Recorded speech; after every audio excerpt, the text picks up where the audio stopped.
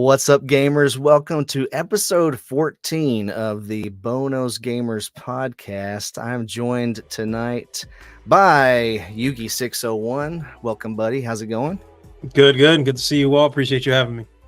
Yeah, I love having you on, man, as always. And tonight we have a very special guest for the first time on the podcast. It's the co-op company, Ryrie Smith. How's it going, man? Excellent. How are you doing? Doing really well. Glad to have you on. Yeah, I'm so happy to be here. Yeah, can't wait to have some discussions with you. And we're going to dive into your channel and what that's all about here in a little bit. And can't wait to learn more about your heart behind it. And so looking forward to that. I want to start off tonight. We're going to be talking about this Helldivers controversy tonight. We're going to be talking about the Switch 2 and some thoughts that I have on that successor to the Switch that maybe aren't going to be popular, but I think it's just a discussion that I would like to have and see what you all think about it.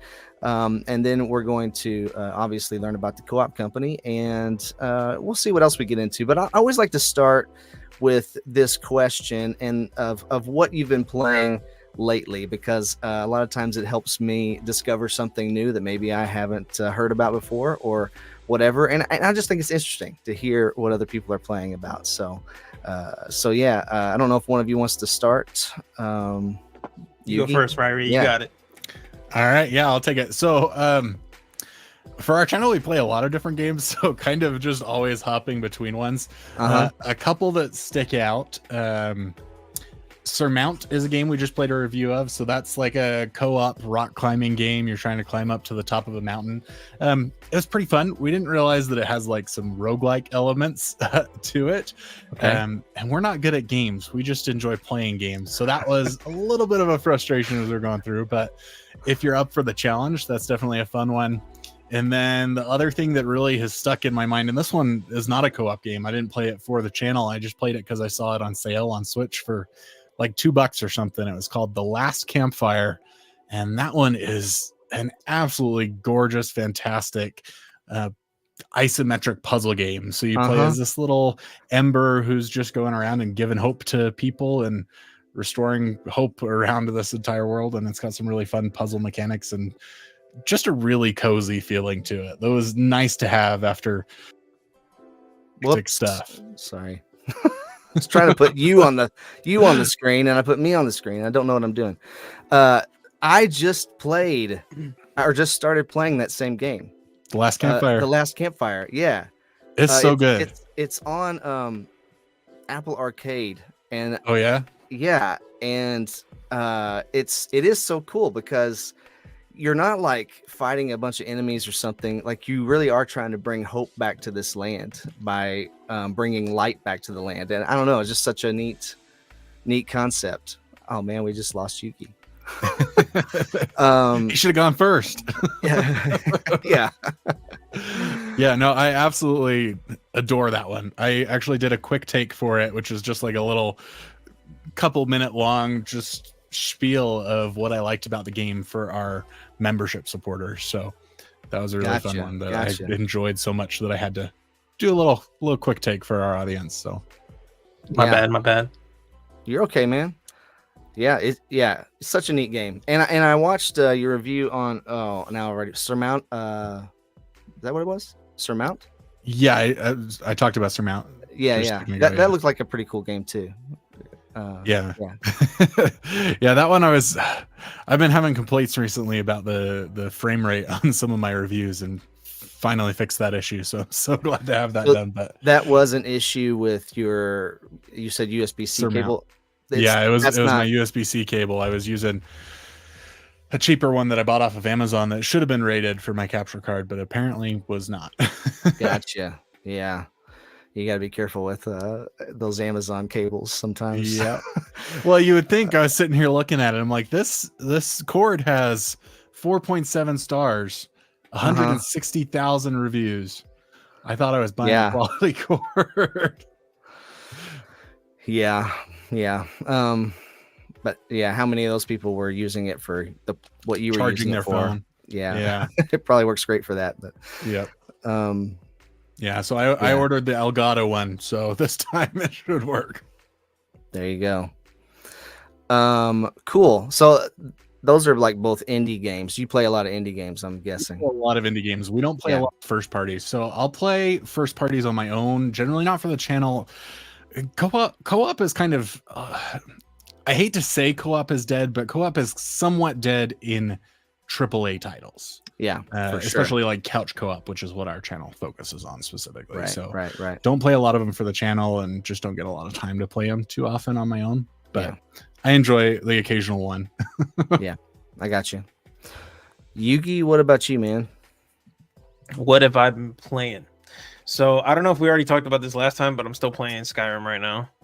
Did we mention that already? I think you did, maybe privately to me. I don't remember. But I don't know if it was mods on or something. Yeah, so that's the thing. Like, first of all, the modded Skyrim list that I have will bring your graphics cards to its knees, begging for mercy from our Lord and Savior. But is it look amazing? Absolutely.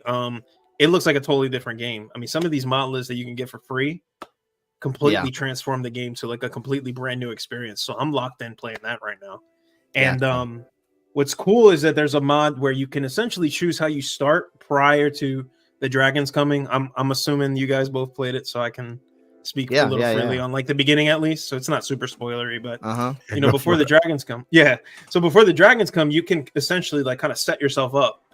So I'm on property 2 right now. And I got a ragtag crew, man. Here we go. Here's my crew so far. I've got a guy I rescued from a bear trap. I've got a thief. Some insane warrior lady who was out hunting wolves for some reason. Okay. And she was impressed that I kicked her butt, so now she's following me. Okay. Who's the other one? A little mushroom that's called Pollo. Okay. Yeah. These are all in your party? These are all in my party, and they all follow me. They're all with me. So when I pull up, man, I got a squad. So this is a mod? Yeah, man. Yeah, man. Okay, because in the original, you can only have like one or two people with you, right? No, one person? No. Now you can have basically a gang, dude.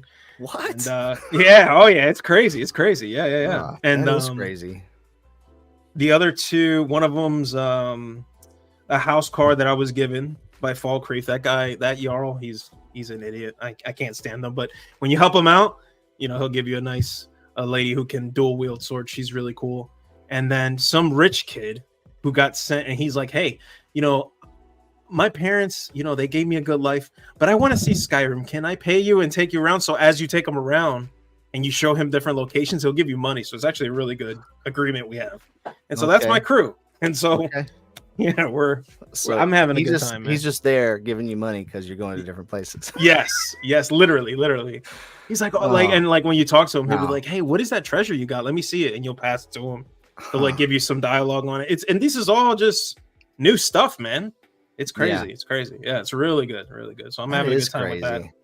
And you know, again, all for free. Like you can't beat that. I had no idea that you could do all that stuff. Mm-hmm. Can you do that on? Does it have to be on PC?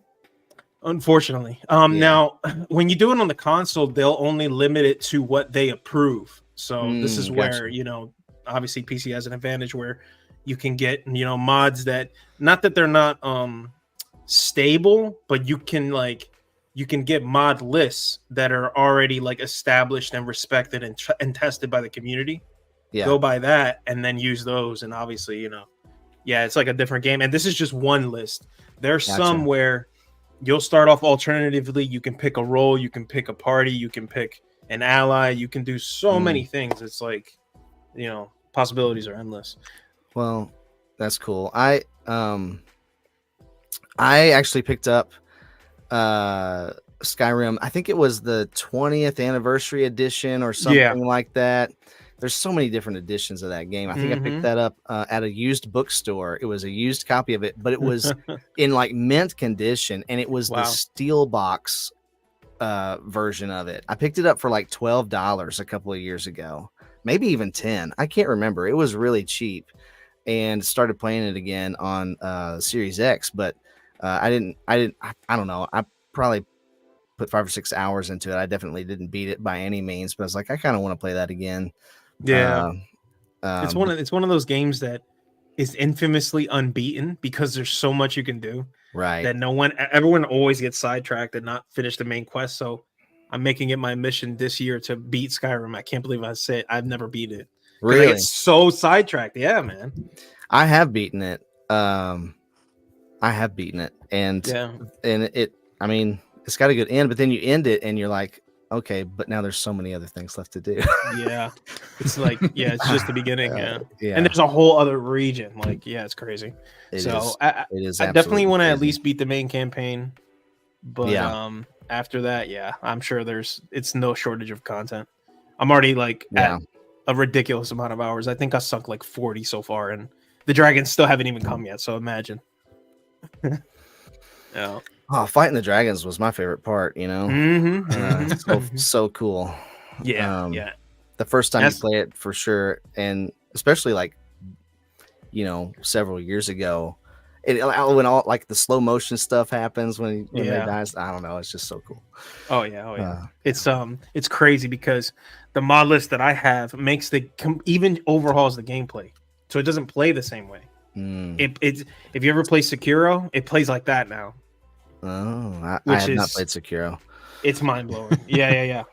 I probably have a hot take on Skyrim as I didn't enjoy it, and everybody's told me I just need to try it with mods.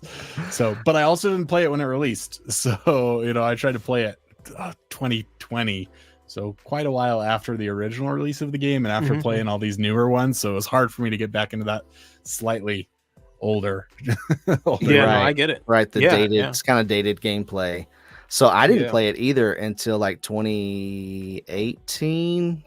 I played it on Switch. That's the first time I played it because I thought it was like, oh man, this game is on. I can take this anywhere, play it anywhere. Yeah, on the Switch, and it actually is a really good port on the Switch. But of course, there's no modding on the Switch. But right. I still really enjoyed it. Yeah, that's what got me, man, right there. And that's what I mean. Like, I'm so engrossed in it because of that, because of how there's so many updates that just the original don't have. Like you said, like it's a very dated system. So the fact that they completely overhauled the gameplay, the difficulty, like Skyrim was infamously easy. And so with this, as you level up, it'll change things in the environments. It adds new dragons, right? A lot of the dragons tend to get repetitive. Not in this. They're like completely brand new, different. Every time they're enormous now because, you know, big dragons are cool, I guess. And I'm just having a good time. I can't sing praises of it enough. And again, it's a testament and a shame to what the AAA industry is doing. You know, if I can just play this, why am I buying new stuff? I mean, come on, you guys got to sell me. And that's why Indie's the way, man. Indie's the way. Man. Okay. Well, you're gonna get me all fired up and riled up here. No, let's do it. All right. Well, so this isn't a AAA game, but let's talk about Helldivers 2 for a bit, because this has been just like a runaway success for Sony, a company who is not putting out a lot of games, and has already said, hey, we don't have any first party stuff coming in 2024. And then they have this one, like, I'd call it a AA game. I think that's fair. I think to call it that, even though, but it's been a huge success for them, and it has gotten people to sign up for I'm sure it's gotten people to sign up for PlayStation Plus. It's sold really well on Steam, made Sony a bunch of money, and it came out around the same time as Kill the Justice League, and I mean, there's no competition. The Justice League, you know, completely failed, and they've already, I mean, get this, I don't know if you've heard this yet or not, but they have already announced that the last DLC coming for that game will be in January of 2025, and then it will now no longer have support less than a year later. So it's bad. A game they spent 9 years making, millions and millions and millions of dollars, losing support within a year. It's a real shame. Yeah. On a side note, this is complete side note, they did just announce a different studio announced that they are making a Batman Arkham game exclusively for the MetaQuest 3 in VR. and That they just might be released wild. Yeah. No, it's already on my wish list. It's coming out at the end of the year, and there's not a whole lot out about it. They put like a cinematic trailer out for it this past week, and for some reason, Batman is attacking a bunch of rats that have red glowing eyes. So I don't know what that means exactly for what villains we're going to see, or what's going on. But it's called Arkham Shadow, and it's coming out later this year. You so never I'm heard of forward to the that. Batman Exterminator comics, Bo? The alternate universe No, DC. I Batman have the heard Exterminator? of Ratcatcher is a Batman villain. Oh, but well, okay. I don't know if that's what that's an allusion to or not. But anyway, hello, Lady Yugi. Welcome. Okay, but back to Helldivers. We have this game that's just done phenomenal for Sony, made them a bunch of money. And then Thursday, I wish I should have found the post so I could pull it up and show everybody and read it. Thursday, they came up with this this announcement on X, I think, and said, hey, we have... Sorry, I had to do something real quick. We had to, starting at the end of May, we are going to require all PC players to sign in to their PlayStation Network account in order to continue to play the game. Well, and they're like, don't worry, it's free and it only takes a couple of minutes to sign up. Right. So think about the tens of thousands of players on Steam who are playing this game, a lot of them every day, and who have not had to sign in to any extra thing. You sign into Steam, you already got to sign into Steam, right? I hate it when games do this. When you log on to a game and they're like, hey, sign in with your other account with us, with our company, Capcom or Bethesda or whoever it is, EA. I hate it. I don't know if anybody likes it. It seems it's like I've already bought the game. You already have my information because I bought it on PC or I bought it on the Switch or whatever. Like my name is there. It's annoying. So all these people who haven't had to do that suddenly have to do that. So they say, hey, you got to sign into PSN. And the problem with that is that there are several countries where people are playing the game currently where PSN is not available. And they had no solution for that. That's awkward. And so people started saying, hey, I want a refund. Well, they had already put in their 2 hours with Steam, and so they couldn't get a refund. Steam's not going to give them a refund. So this is causing a lot of friction, right? So people started, there was a lot of outrage. They were expressing a lot of dissatisfaction on social media and stuff. There are a lot of people that threatened to quit the game, ask for refunds. There are a lot of people who canceled their PlayStation Plus accounts or subscriptions. And all of this ended up in a bunch of review bombing on Steam. And so there was something like almost no negative reviews about this game until about Saturday, when all of a sudden there were thousands of thumbs down negative reviews about this game because of this decision. And so the devs, Arrowhead, come out and they say, hey, this wasn't our decision. Please don't be mad at us. I mean, imagine their customer support their community managers having to deal with this backlash when they had nothing to do with that decision. This was a Sony decision that they had no control over. So I feel bad for them, for one. But then they're like, hey, this isn't our fault. We can't do anything about it. We're talking to Sony about how to resolve this. Please just be patient and be nice, basically. So then here's something else that came out. There was, I won't say it went viral, but it definitely kind of made some of the rounds. There was a person who posted an email where they had sent Sony an email. They live in the Ukraine. They posted Sony and they had emailed Sony saying, hey, your website won't let me make a PSN account so that I can continue to play the game. And Sony responded with an email that said something like, currently PSN doesn't work on the web in Ukraine. The only way to sign up for a PSN account in the Ukraine is to buy a PlayStation 5. Please consider continuing to support the game or something like that. Mm-hmm. So essentially they were saying, hey, you can continue to play, but you gotta buy a PS5 first. Gotta buy the system that you weren't playing on.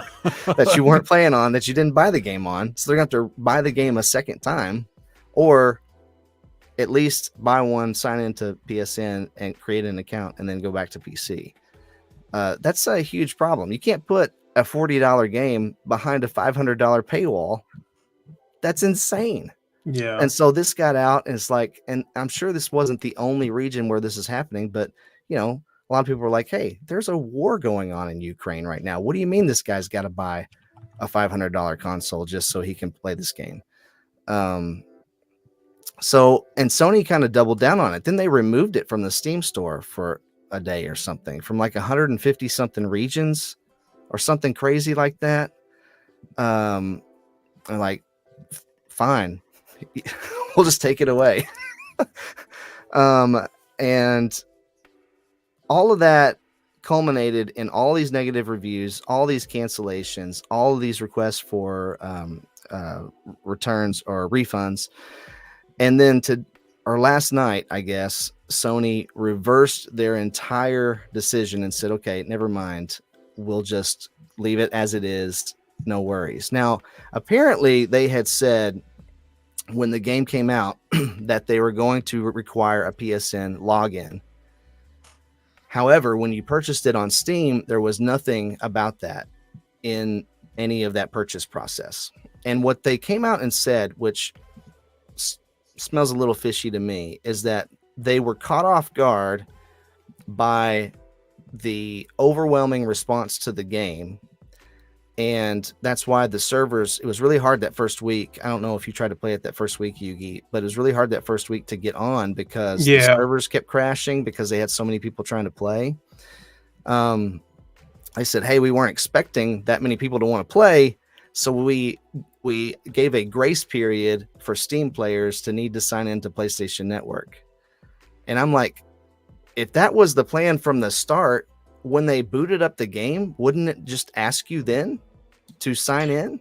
Exactly. Yeah, you would think. What are you talking about? You decided once you saw the response week 1, you gave them a grace period.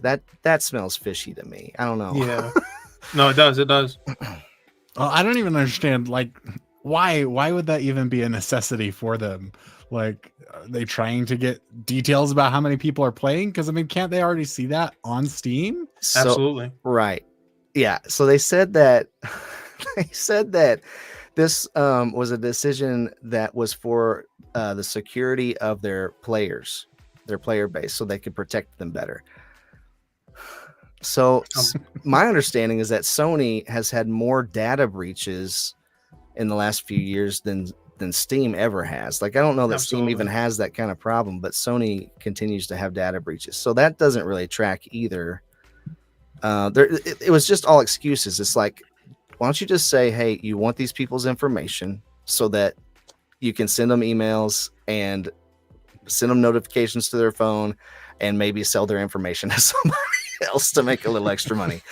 Because I don't know. It's just weird. It's a weird situation, but there was so much negative backlash that they decided to reverse it. And the other thing is, the game's been out for 3 months and people have been playing just fine on PC without needing to sign into anything extra.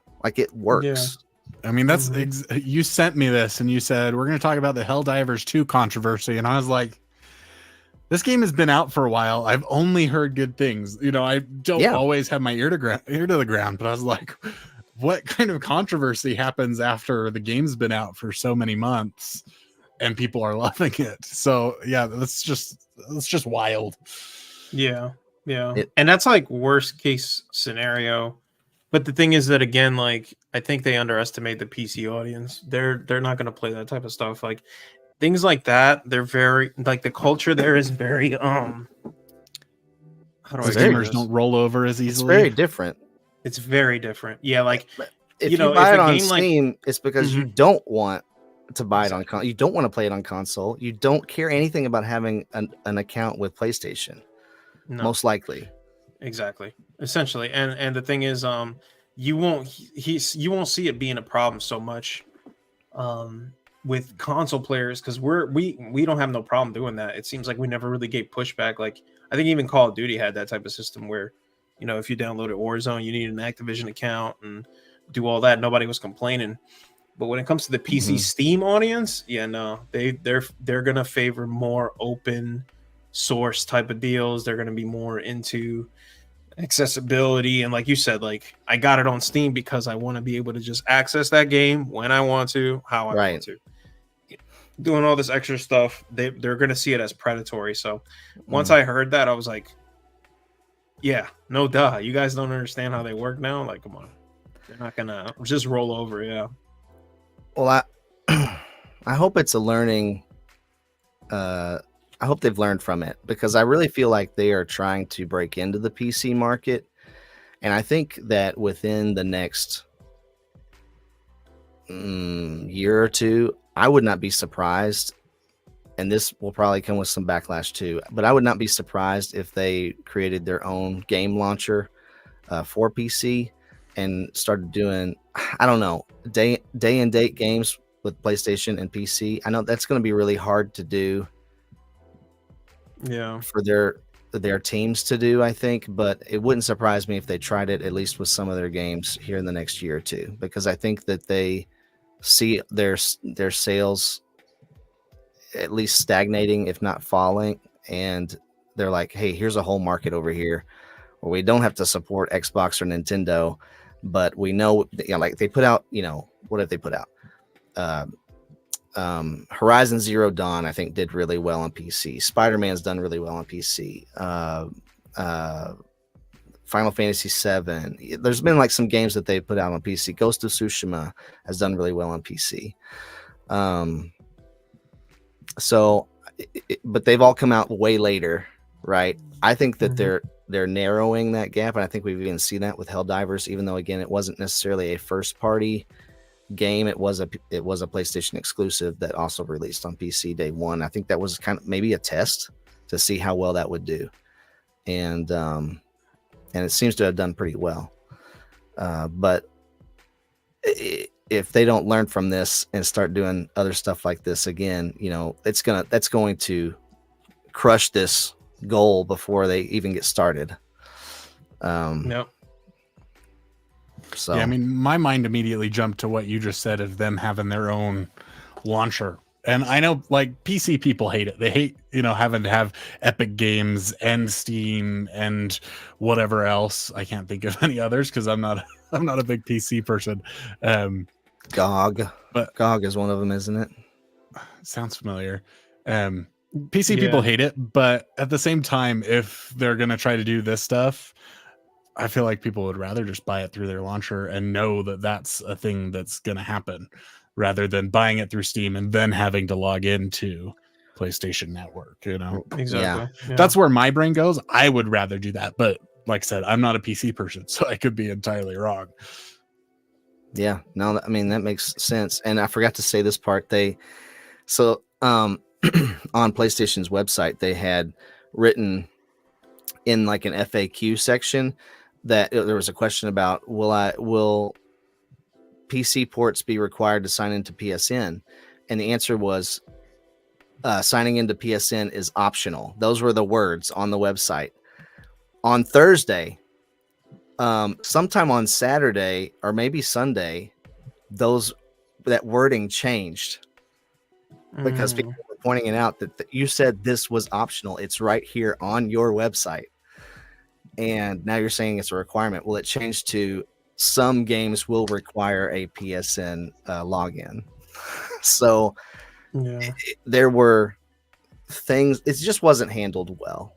You know, the whole thing was done, I think, foolishly and haphazardly and a little bit fishy. It was fishy. It was just fishy. Suspicious. It was sus, as the kids are saying these days. Yeah. If you got to pull stuff like that, you already know you're in the wrong. They're just trying to, you know what I mean? Yeah. They're trying to play games and gaslight people, and that's even worse already. It's one thing if you just say like, "Hey, my bad, guys," you know what I mean? Yeah. We'll take it back. We didn't mean to be inaccessible or, difficult for you guys. We'll roll it back. Disregard. No, that's saying that is just a whole different thing. A very rare instance of a company rolling something like this back because of backlash. Fan backlash. Because a lot of times they don't. They just kind of stick to their guns and move forward. Mm-hmm. But this was so bad. And like I said at the beginning, they desperately need this game this year. Yes. And that's what it comes off as. It almost comes off like a like it was an afterthought because of the success of the game. You know what I mean? That's what it comes off as. Yeah. Another thought that I had with it was asking these people to make an account. Is that a way to artificially inflate their PSN numbers for their shareholders? Yes, that's what I would say too. Yep, that's the thought that my head just jumped to as well when you were talking about they need it this year. Yeah. So I don't know. I'm glad that they reversed it. I am happy for the community. I hate that they attained that reversal because of anger and just a lot of vitriol towards Sony. I wish it hadn't had to be done that way. But I'm glad for them that they got their game back the way it was, which was working completely fine. Like this just all seemed completely unnecessary because it was completely unnecessary. But it just made me think a lot about I guess I was looking at it and I was thinking, what can we learn from this? From this whole thing. And I think there's a couple of lessons that we can learn. One is that it's really good, whether you are a business or an individual, to seek wisdom, right? When you're trying to move forward or make some kind of decision, or you're at a crossroads or whatever, to seek wisdom. And, the Bible talks about wisdom a lot. It says, if any of you lacks wisdom, let him ask God, who gives generously to all without reproach, and it will be given to him. That's from James 1:5. And wisdom really is not something to fear. It's only going to help you in any kind of decision-making process. And you can get it by simply asking. And so I don't know. I think with a business decision, wisdom is, as we've seen, wisdom is very important, because you want to make a decision that's going to be the best decision for all of the people involved, right? If you're an individual, you want the decision to benefit the people that are around you, your family, for example. We're all married, right? We don't as husbands, we don't want to make a decision that's going to be to the detriment of our wives. That would not be very loving. That would be foolish, because it's going to cause us and our wives to be at odds with one another, and it might cause some division, or it might cause some, it would hurt our relationship. So wisdom is very important. Do you have any thoughts about that? Wisdom in decision making? Oh, this is so important. that is one of my favorite verses in scripture. I absolutely love that God's going to give liberally. I mean, having that knowledge in the decisions you make day to day, that you could be confident is something that the Lord is guiding you in. There's nothing really like it, right? The confidence that it has for you, especially as you were talking about, like in marriage, knowing that it's something that the Lord has your back on. And I absolutely, I think it's fantastic to have that wisdom, to seek that knowledge before making your decisions. And if you're still questioning, I don't exactly know what to do, then you go ahead, you do something, you listen to how it's coming along, and you continue saying, hey, is this what I should be doing? And you'll continue to get an answer. That's something I absolutely believe. Yeah, I agree. Yeah, there's no shortage of it too. You can find it everywhere.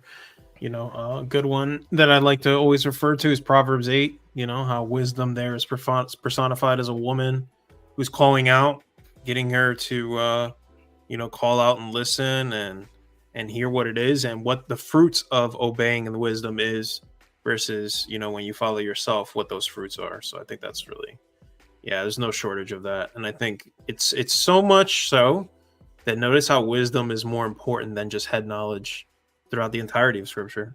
Because you can have a bunch of head knowledge, but if you don't got no wisdom, you don't know how to use the knowledge if you don't have any wisdom. Exactly. Wisdom is very cool, very important. It's and like you guys both just said, man, he it is abundant. He gives it generously, is the version I had just read. But it's, why do you think people don't ask for wisdom more often? I have a theory, but I would like to hear your thoughts. Why don't people ask for wisdom? Because I've come and have conversations with so many people who are just like, I just don't know what to do. And I don't know which way to go. I don't know how to handle this. And they like go to Google or go to Facebook or something and like complain about it, or like try to get somebody to support their side of something, or like whatever. Why don't we just stop and ask for wisdom more? What do you think?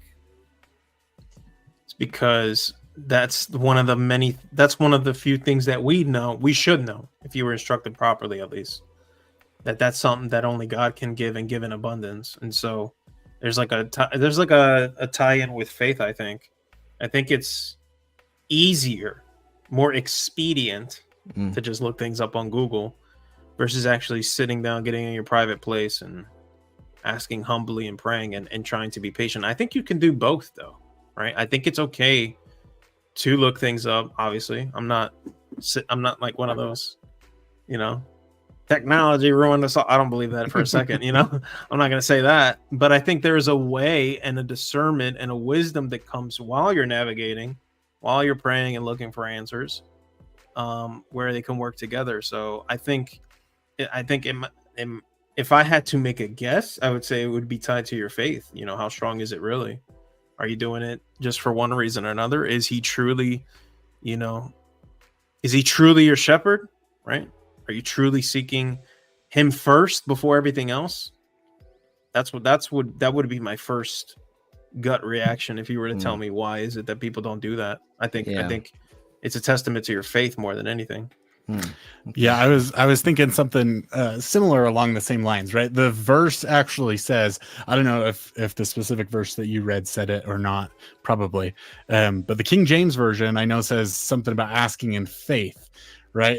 If you're not asking in faith, it doesn't really do you much good, because you're not believing you're going to get an answer. Then you're not going to get an answer from your Heavenly Father, right? So I think that's one thing, is if people don't have the faith, they're not going to ask, they're not going to bother, they're not going to care.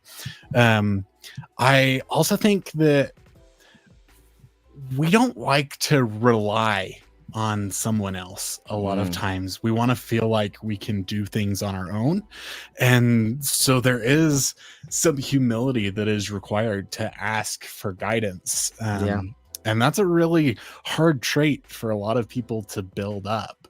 So faith, humility, and yeah, I really like what you said, Yugi, about you can do both. You know, that's kind of where I was trying to say earlier is I don't think that God's going to give you the answer right away every single time.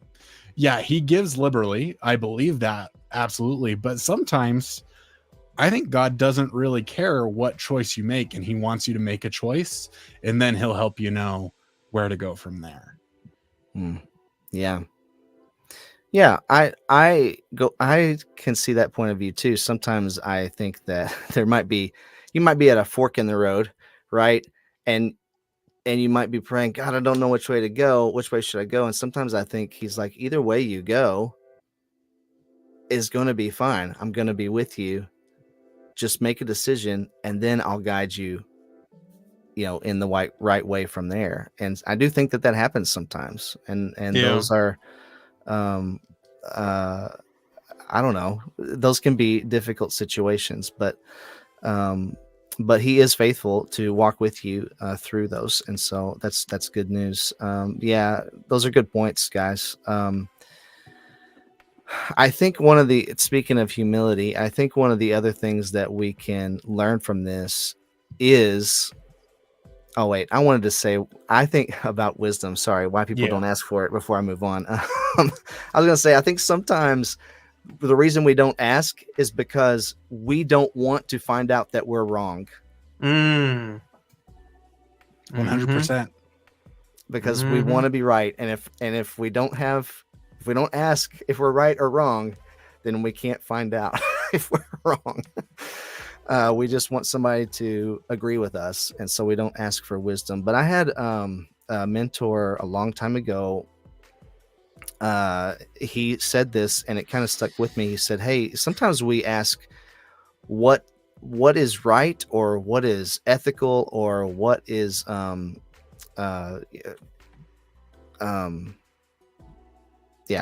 which way is the right way to go. But what we probably need to stop and ask, because you can justify what is right. You can, in your mind, even if it's wrong, you can justify it as being right, or you can justify what the ethical thing is, or ethics can change depending on the culture you're in, or as culture changes in your society, which we're seeing right now. What is ethical can be elastic and can move around according to the majority, not according to God, of course. But what we should be asking instead of those questions is, what is wise? Because wisdom will always lead you to what is right and what is truly ethical. And I thought that was a pretty wise thing to say. So I think some people just don't ask because they don't want to know. But speaking of humility, the other thing I was going to say we could learn is that, hey, it is hard for us to admit when we're wrong. And admitting that you're wrong does require an amount of humility. And so I think one of the things, and humility, everybody loves a humble person. Nobody dislikes people who are humble.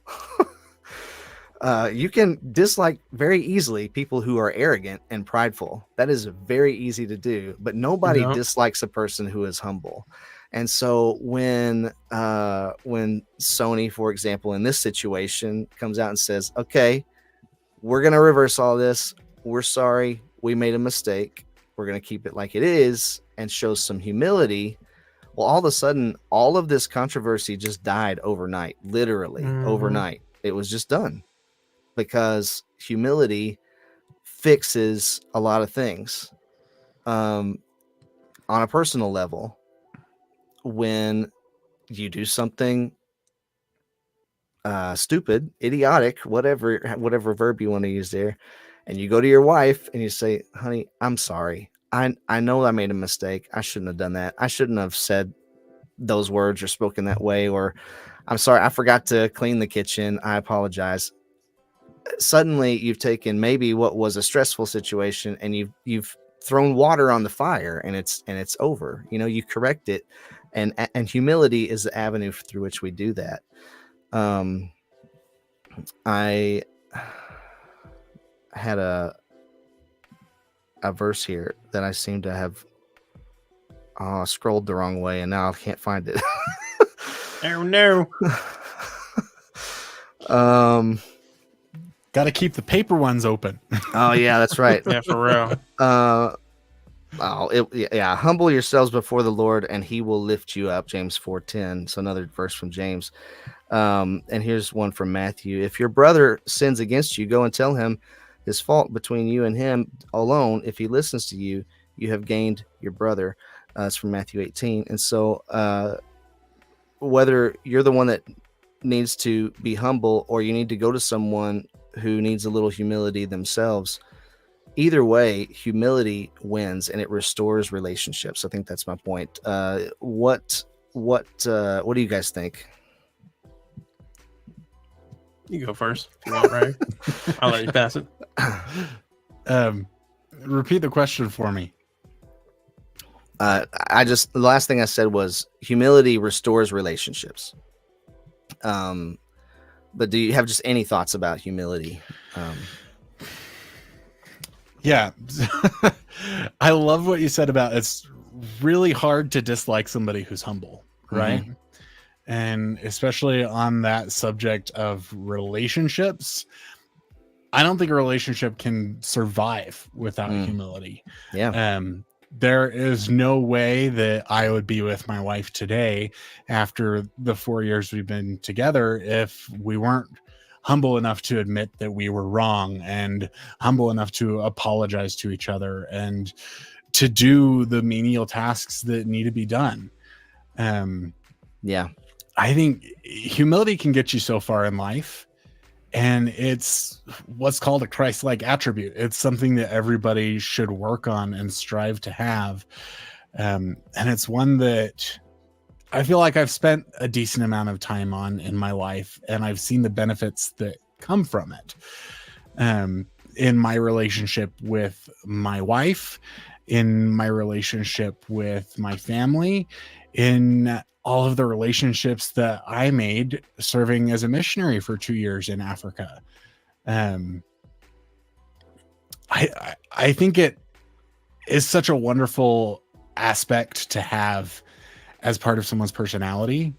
It's going to help you go far. It's going to help you strengthen relationships and actually be able to make things work no matter how hard things get, because you can always be there and say, okay, I'm wrong, or I need to do this better. I'm not perfect. This is what I've been doing wrong, and I can start trying to do that better. I think humility is a big start for getting better in anything at life. Yeah. Yeah, I agree. There you go. Very good. Yeah, I mean, and to piggyback off that, remember what, Christ said, right? Those who exalt themselves will be humbled, and those who humble themselves will be exalted, right? So there's a reason why he says these things. It's almost a way to keep yourself it's like a discipline, right? We're supposed to be disciples. It's like a discipline to mentally check yourself and say, I need to be humble, I need to trust in God, I need to understand what's happening here, and not lose focus of that. And I think there's a reason for that, and we have to trust in that, right? Think about what Peter says in his letter. He says, it's better to suffer for doing what is right than to suffer for trying to make a point, essentially. You know what I mean? Like, it's something along those lines. It's been a while since I read it, but that always stuck out to me, that it's better to suffer for doing what is right, because that's a very humble thing to do. I think it's easy, especially us, like in our human nature, to like want to get into arguments when we know we're right. You know what I mean? Yeah. Or like make a big show of it, get all self-righteous and protest and make a lot of noise about something when we know we're right about something. Yeah. It's something about humbling yourself. It's just, it's a quality that's given to us and instructed us to have from God, that it's literally divine, because God gave us that example through Christ, right? humbling himself as a servant, Yeah. offering himself up for us. Who are we that we get all big and puffed up? You know what I mean? We didn't do something like that. I was You know what I mean? I was literally gonna say, think about Christ, and if Christ had walked the earth and been like, yeah, I made all of this, y'all. Right. Right. You know what? I did come to die, but I changed my mind. I made all this. Look at what I did. I don't deserve this. I'm out. We probably wouldn't still be talking about him 2,000 years later. Exactly. And we definitely would be very lost. So I'm thankful for humility. Like, where would we be if it weren't for humility? And that is the ultimate example that restored our relationship with God. But humility does, I think, restore relationships. And, like, help me out here. But I feel like there's almost like a marriage of the two between humility and surrender to God. It takes like humility, I think, to do it. No? What do you think? Oh, yeah. You know what I'm saying? Yeah, surrender every to instance, somebody, yeah. Yeah, like in every instance when people, in any scripture where folks turn to God, pray to God, plead to God, that takes humility. You know what I mean? Like, I think it's inherently tied to it. So having that quality and it turning out better for the good, trusting in God, it's just something about it that I think you really do have to train up on it, and it should be part of like the plate of being a Christian. You know what I mean? If you have to serve a plate to someone on what it means, humility's got to be like 1/4 of it. You know what I'm saying? On that plate that you serve, I think humility has to be like 25% of it. Like, if not, maybe where the green beans were going to go, you need to put some humility on it. You got to put some humility on there. Yeah, 100%. Yeah, that's good. Well, that's good. That was a good discussion. Thank you all for indulging me in that. I like Ryrie. We always try to do something like this where we take something gaming related and see what we can learn from it, or what the Bible might say about it, or whatever, and just have a little deeper discussion, maybe something a little more meaningful. Try to help people out a little bit. So thank you for I love it. With us. It's definitely something that's a little different than what I normally do. Very religious, and I think that can show through our content. I think you picked it up, but it's not something that we're talking about, right? I'm not sitting here on my channel talking about Jesus Christ and Heavenly Father and the Holy Ghost and all of this. So it's definitely something different, but I love it. I absolutely love what you're doing. So yeah. No, like in my normal, shorter videos, I don't talk about it that much. I try to be positive and stuff, but here this gives us a little more space to have a discussion and really kind of dissect some things, and so it just feels natural to me to do that. So thank you all, and I do want to shift the discussion to the co-op company, because I do love what you've been doing over there, and I believe you just hit 10K. Is that right? And we did. Or 10.2K, I think, actually, is what I saw. Yeah, we're right around 10,200. Fantastic time. And I mean, it jumped those 200 so quickly as well. It did, right after yeah. Because you just hit 10K like a week ago or something, didn't you? Yeah, it wasn't too long ago. So it's definitely been jumping up there really fast. So yeah, I don't know if you had any questions specifically, or. Well, I do have some specific questions. I wanted to know really first I want to know the origin story of the channel. Why did you start it? What happened? What inspired you to do this? And just kind of tell us a little bit about that. Okay. Origin story. There's multiple of them that I can tell. So we'll go with what it was originally supposed to be. So I grew up as a teenager. I watched a lot of YouTube, specifically gaming YouTube, and specifically Minecraft YouTube, funnily enough. I watched a lot of Minecraft YouTube creators, and I wanted to make Minecraft content. I wanted to be a Minecraft Let's Player. My mom was totally against it, so that never happened while I was staying at home with my family. Then 2017, I left for 2 years to go serve as a missionary in South Africa, which was a fantastic time. Came back. At the time, I thought I wasn't really going to do any sort of gaming because I had seen that it wasn't really great in my brother's life. He was really addicted to video games and stuff. So I was scared of that. Couple years later, I got into playing games with my wife. We played Overcooked. Overcooked was the first game we ever played together, and we had a ton of fun. Now, at this day and age, I don't necessarily recommend that as the first game to play together. A lot of people will call it like the divorce simulator. It can get quite frustrating and angry, and there's a lot of yelling. But when we first started dating, that's when we played Overcooked, and because we just started dating, we were a lot nicer to each other, and feelings weren't hurt as easily when we're yelling at each other. So we had a ton of fun with it. Then we got married. We played a game called Unravel 2 and absolutely loved it. And at that point, I was like, I'm really enjoying this gaming thing. I know that gaming has some negative impacts on some people's lives.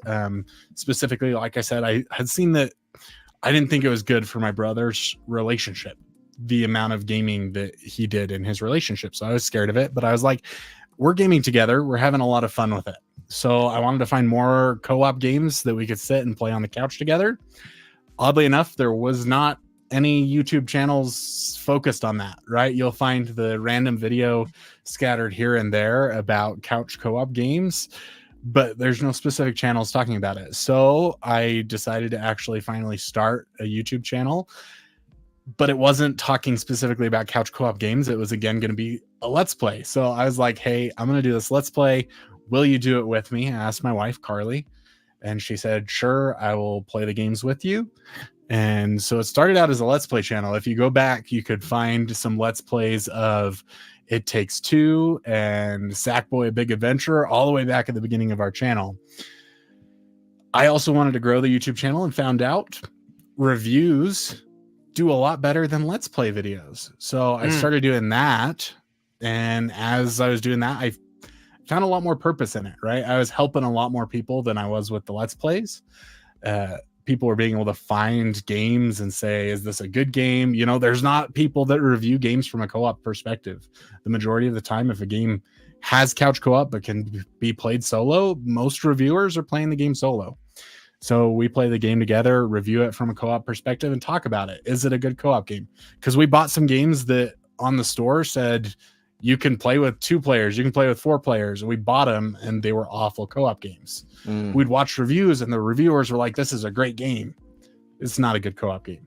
So that's kind of how we got to where we are today, is helping people find these couch co-op games, letting them know that it actually is a good game in co-op. So on that line, like I'm thinking of Animal Crossing. Animal Crossing, you can play 4 players on the screen, but 3 of those players really are just following you around and they're not really doing anything at all. Right. Exactly. And 1 player's in control. That's not a good co-op game. Right. That's a game you don't want to buy that thinking you're going to have fun with 4 people. And then it's not fun with 4 people. 1 person is playing and the other 3 are really not doing anything at all. Yeah. Right. So that's exactly the kind of thing that we're trying to weed out. We're trying to show you what is a good game and what's not, you know? Yeah. Awesome. Well, I love that. Disney Ron likes it too. Go Co-op Company. Love finding out about more co-op games. I agree. There are not enough co-op games anymore. I think you alluded to this earlier. We just don't, especially couch co-op. It is so hard to find good couch co-op games. And even it's getting harder to find good online co-op games, especially like story driven ones. Like obviously you've got your Fortnites that are a dime a dozen out there, but good games like I don't know, like I think Overcooked is a great co-op game. You joked about it being a divorce simulator, but one that Yugi and I actually played that I know you reviewed was Manic Mechanics. Yes. We Oh played yeah, I that love that one. recently. That was a really good one. So I guess what can you give us like some maybe like some that just stand out in your mind that were really great? Yeah. So top one, we always recommend. Most people know it these days. It Takes Two. Yeah. Fantastic. If you don't know it, I'll tell you about it. It is a couch co-op game or online co-op, but it's split screen. No matter what, if you're playing online, you're still playing split screen. Yeah. And it's a game about a couple who are going through a divorce, and they end up as like little toys. Think like Honey, I Shrunk the Kids. Okay. And they just end up figuring out different things about their relationship, where it went wrong. And it is a fantastic 3D platformer that introduces so many different genres of game. Like you'll play top-down dungeon crawler, you'll play like a Street Fighter type game, you'll play all of these different genres for like half an hour to an hour. It just takes you through these different genres. So that's a fantastic one. Disney Ron to start with your wife. If you haven't played that one, it's a really good one to start because it takes you through a couple of different genres. I also think Manic Mechanics, if you're into that Overcooked type of game, Manic Mechanics is one of our favorites because it didn't make us as angry at each other. And I like the interaction with things a little bit more than in Overcooked. In Overcooked, you're just pressing A. In Manic Mechanics, you actually have to do a couple of different types of actions depending on what you're doing. Yeah, true. Let's see. Nobody Saves the World. That one. I've heard. Yeah, I've seen that one. And that title intrigues me. So tell me about that. Nobody Saves the World. So It Takes Two is at the top of our list. Unravel 2, I talked about earlier, is also at the top of our list. Then we've got Nobody Saves the World. This is an action RPG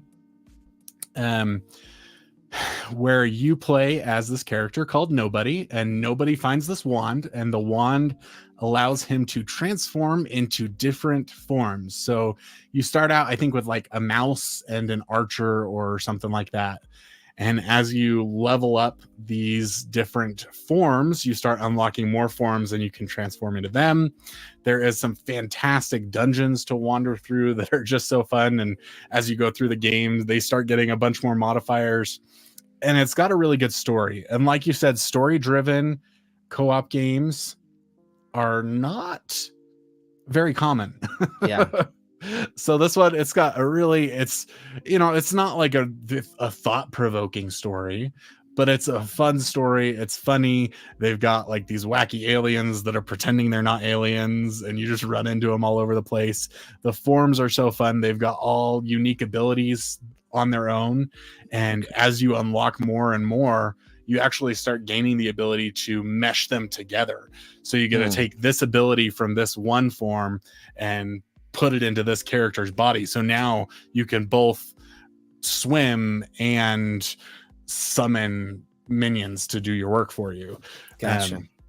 So yeah, just a fantastic action RPG. That's a lot of fun with a story, right? Like those Manic Mechanics Overcooked games, those don't have stories, right? They have a story, but they're so minimal to not be a story. Right. And I find a lot of people want those action games that have a story. So you've got your It Takes Two, your Nobody Saves the World.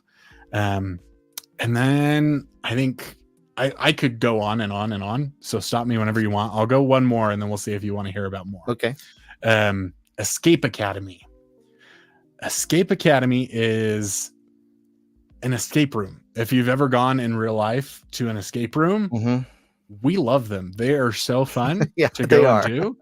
But you've also got, things are sticky or whatnot because there have been so many people going through. Escape Academy is a digital escape room for 2 players. I'm not sure if you can play it online. I think you can, but I know it's couch co-op. So you just play together and you're going through this escape school is the story. and you're having to escape all of these different rooms, and some of them are just for the school, and some of them you're actually trying to escape from them, and there's actual danger and stuff.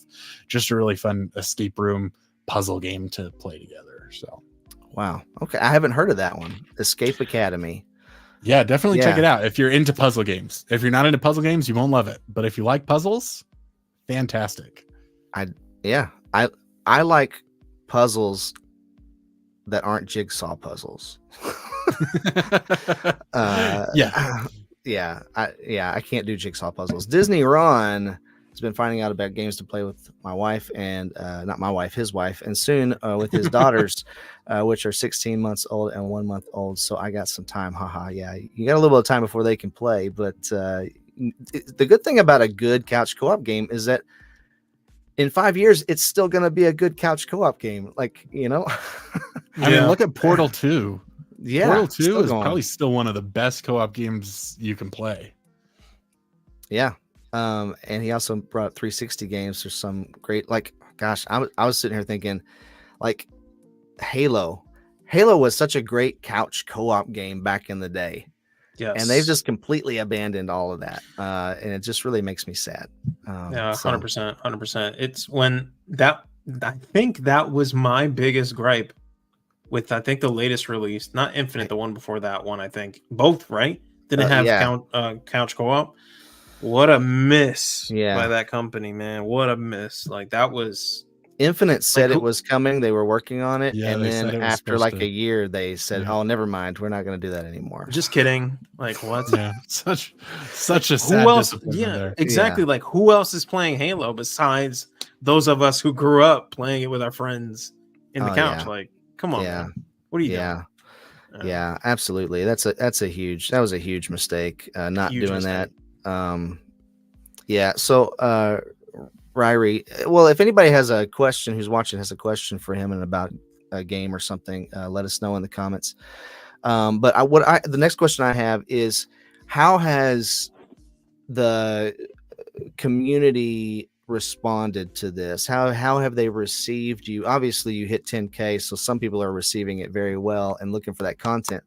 But you know, do you see a lot of negative reviews on your, or not reviews, comments on your channel? And how do you deal with that? Or do you see mostly positive stuff? What's that been like for you? We see overwhelmingly positive comments on our stuff. Now, every now and then we'll get, a negative review here and negative comment here and there, right? Like I think I've got 2 videos that are titled something along couch co-op is not dead. These games are proof, something like that.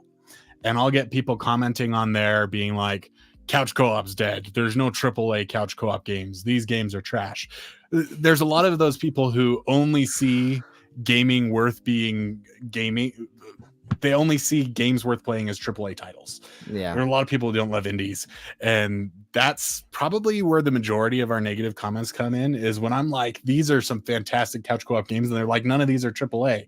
They're all these little dinky indie games. But AAA titles aren't coming out with couch co-op, and these indies are rocking it. Indies are getting better and better. Like, really. There's these little dinky indie games. Some of them are really good. Yeah, they're fantastic. So yeah, I think majority of our negative comments will be around somebody complaining that they're indie games instead of, Halo Infinite or whatever having couch co-op. And then if we're getting negative comments, it's you're fat or we'll get some people. There's some people that don't like my takes. I was talking about how I don't necessarily focus a lot on Christian stuff. And I reviewed this one game called, what was it called? Kiwi. It was a fantastic co-op game, and I titled it something like why we can't recommend this fantastic couch co-op game. There was this one level that made you use a Ouija board, and I have a problem with that. Yeah. Up to that point, the game was fantastic. There's nothing wrong with it. And that's what I said in my review. This is a fantastic game. I just didn't like that this was something I had to do especially because it looks very child family friendly. And there's going to be people out there that don't have that same reserve around Ouija boards that I do. And if that's you, go ahead and play it. It's a fantastic game. For me, I didn't like it. And we'll get a lot. That's like the majority. I guess that's where the majority of negative comments on our channel come from, is people pissed that I complained about that. Okay. But I just immediately, if there's a comment that I don't like, it affects me for a second, and then I remove it from my channel and I never see it again. Yeah. I just delete it. I don't care. The ones where they're talking about dinky little indie games, I'll respond to those ones. I don't delete those ones. Those ones don't bother me. Yeah. I would call them negative, but they don't hurt my feelings. It's just somebody who doesn't understand the greatness that is indie games. Yeah. But if somebody's calling us fat, if somebody's saying this is a terrible review, I'll just delete the comment and forget about it. Yeah. Good call, by the way. Because the more you I get people just saying they love it and they're so excited to play games with their wife and looking for games to play with their girlfriend and having fun playing this game with their kid. And I picked this game up because you guys recommended it. Thank you. That's the majority of comments. Look at that. That's awesome. Yeah, it's better not to give them even an ounce of credence, because it's like and I've learned this very quickly, I think, over my time of me streaming, which I haven't a lot lately, but I've noticed that most of the time it's like this makes me laugh because there's so many more forms of entertainment, but it really is an entertainment form for them. Like, being provocative is like fun. You know what I mean? Mm-hmm. So absolutely. Just let them know, not here. You can do that somewhere else, but you're not going to have fun at my expense for your entertainment. And it sounds insane because as gamers, folks of us who enjoy media, maybe we like reading, maybe we like board games. I got a lot of them behind me, right? I can think of like 99 different things I'd rather do than make someone annoyed. But I'm beginning to understand that, like, they like it, dude. Like, they literally just want to irritate you, and they get like a little kick out of it. You know what I mean? Not here. Right. I you know what I mean? Like, I'm not a monkey. I'm not a toy. You're not gonna, you know what I mean, make me upset because it's fun for you. Like, nah, you can do that with someone else. So absolutely. You're doing the right thing. Yeah. Yep. And if somebody has, if it's constructive criticism, I might be offended. I'm not going to delete it. If it's a legitimate comment, but if they're just hating on my personal beliefs on why I didn't want to recommend this game, or if they're just calling me fat, I'll delete it. But if it's a thought out criticism, I don't mind that. But yeah, because it's genuine. If it's just hate, there's no reason to support it. So. Yeah. No, they just want a response. Yeah. I mean, if I leave them there, I will get people commenting and calling that person stupid for saying that to me. Mm-hmm. So, and I also don't like that. It's cool to see that my community or our community will get behind us, but at the same time, I'll just delete them and not have to deal with that, because I'll also see those. I'm small enough where I read every single comment, even replies on comments. If I commented there, I'll see the reply on it. So I've had some people attack me on several things, or disagreeing with me, or I do a lot of hardware reviews, and people have opinions, man, and sometimes they do not like mine. And so they attack the name of my channel, Bono's Gaming. Like, they'll be like, "You're an idiot. You don't know anything about gaming." They just go on and on and on about it. Like, this should be called Bono's Nothing, or something like that, or something a lot meaner than that. Oh my goodness. People just, I don't know. Some people can't seem to help themselves. They need a little more humility. To bring it full circle. I've considered branching into some stuff like that, and that's part of where my concern of, like, I don't do that. I don't know anything about controllers. I had a company email me offering me to send me their controller, and I'm like, do I want to do that? I don't know anything about controllers, so how am I going to know if your controller is good? I have first party controllers. I don't have any third party controllers in my house, so that would be the first one. How am I supposed to make a quality review? You've played with the first party controller. That's how you compare it to that, right? Well, I've done a few. I actually just put one out Saturday on this mobile gaming controller. I saw that one. Is really nice. Very nice. And there's a couple little things that I wish were better about it, but and I have one that a company has sent me that's on its way here right now that I'm going to be reviewing pretty soon. So it can be fun, but it's a totally different mindset from software reviews. Anyway, yeah, I think going back to negative comments, it's best to just get rid of those, block those people if you need to, and then just be done with it and move on. Yeah, I wish YouTube had a feature where I could not heart a comment and not respond to a comment, but make it go away. Yeah. Yeah. I don't understand why they don't have that, because there's somewhere I'm like, I don't care to respond to this. It's not something I'm going to heart, but it's also not bad enough that I want to remove it. So I wish they had another option. Those are building up for me too. And there's just nothing you can do about it. It's kind of silly. They need to add something like that. A lot of times I'll just end up removing it because I don't want to start a fight by commenting back. And I don't want somebody to see me heart it and think that I actually liked it, because people on YouTube that are just viewers don't understand that heart can just be a way to get rid of comments so we don't have to see them on our dashboard anymore. Yeah, because that stuff just stays there. It's really annoying. Yeah, and I had some negative ones that I left for a while, and eventually I was like, I just got to delete these because they just, every time I open my dashboard, I see them. Yeah. Well, yeah, I have some tutorials about fixing some hardware issues that I have negative people responding to, saying, this didn't work for me. Why is this not working? Like, they're just really upset with me because, and I'm like, I don't know. If you followed all the steps, it should have worked. So I don't know where, like, if you did something wrong or, I don't know. And they're like, you need to help me figure this out. Like, well, no, I don't. It's not. I gave a step-by-step tutorial. It worked for the other 20,000 people that watched the video. Yeah. But and this is why these two are doing so much better, because not me, man. I tell them, look, man, your parents should have raised you better. I don't know why you're talking to me like this. Like, I engage. So you guys are way smarter than I am. That's for man. Sure. Yeah, the one I respond to all the time, and I'm so sick of them. I have this video about how to play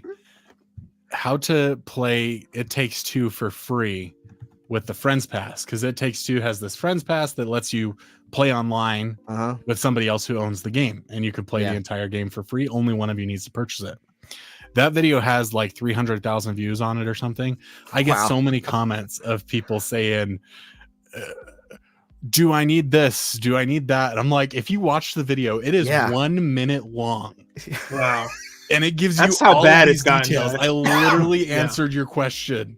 Yeah. Nope. Yeah. But I don't want to just heart them and let them know that I saw their question and didn't answer it. This video was longer, but I just did a video about how to set up the Delta emulator on an iPhone, which iPhones just got emulation. And I walked through the whole app and how to set up everything on there, all of its features. Almost every single comment I got on that video was, how do I do this? Like, clearly you did not watch the video, because I go over exactly how to do that. So I started replying, this is at the 7-minute mark. This is at the 13-minute mark. Like, I'm telling you, there's clearly something didn't watch it. Genuinely going on with our attention spans, guys. This is like a serious issue. Like, you really can't watch, like you guys are saying, yours is like, what, how long was your video, Bo? Like a little over a minute or two? Or no, mine was like 15 minutes, so it was longer, but there was a lot to go over. But I went through, I went over all the stuff step by step, let's say. Yeah. Okay, we got a problem, guy. You guys can't focus, man. Like, you gotta, you know what I mean? Like, I'm not trying to be, I get it. Some people struggle. We've all been through school. There's like that one guy, you know what I mean? It's a little difficult for him to focus on school, but guys, we got to do better, man. And if you're watching this, you know what I mean? You struggle with this, because I agree, man. Like, there should be absolutely no reason that they're asking these types of questions when it's in the video. Like, it's just, there's something going on, man. And I'm going to start ranting, so I'm going to stop. Well, some of the questions were just like 2 minutes into the video. It's like you didn't even make it past the first minute of the video. Yeah, that's bad. That's bad. Yep. I had somebody the other day commented and said, What platform are these games on? I don't want to watch the video. Watch the video within the first 5 seconds. I've got a title that pops up and says what platforms each game is available on. Oh my goodness. 5 seconds into the video. Yeah. Watch that was one I did respond negatively to. I said that is the most laziest thing I have ever heard in my life. Oh yeah, that's really bad going on with us, like where we can't focus. I've been noticing that a lot lately. I don't know what it is. I want to be quick to say it's the TikTok generation, but who knows, man? You know what I mean? Like I don't know, but it's bad. That's sad, man. Most of the people that watch my videos are like 25 and up, I think, according to the analytics. So I don't really know what you count as the TikTok generation, but if you're in your late 20s, 30s, and 40s, which is most of my audience, especially 30s and 40s, I feel like you're not really a part of that generation, but still people are struggling. Yeah, people are struggling to focus, man. It's not good. You know, and Dave, what is up? Nice. Hey fam, hope y'all are well. We hope you're well too, man. Wish you were here.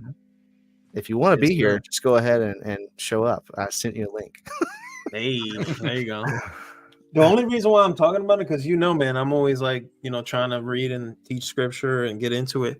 And it's affecting that too. People think it's like something that's like this, and then you're going to understand everything. No, you got to really do the work, man. You got to sit down and actually care about what you're doing. And that goes for anything: hardware, software, scripture, school, right?